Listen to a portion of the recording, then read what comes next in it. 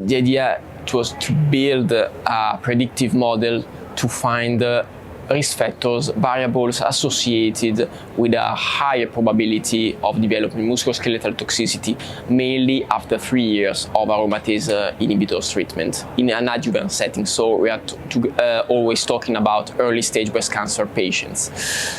And so we developed 2 models, one for a development cohort and one for a validation cohort, splitting according to a time criteria, a time for the enrollment in the Canto database, in the Canto study.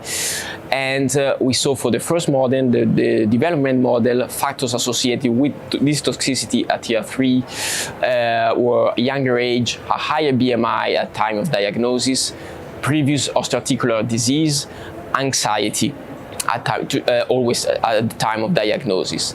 And last but not least, pain, self-reported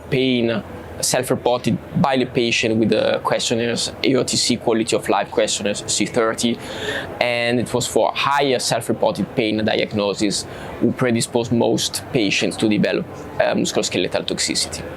In the validation cohort, we saw that some of these factors were confirmed as associated, in particular self-reported pain and psychological distress, so symptoms related to anxiety.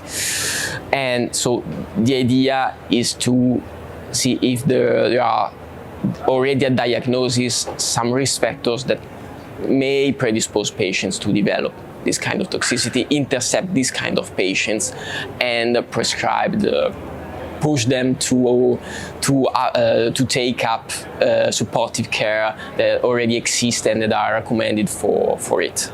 Then we ran another model incorporating the type of aromatase inhibitor.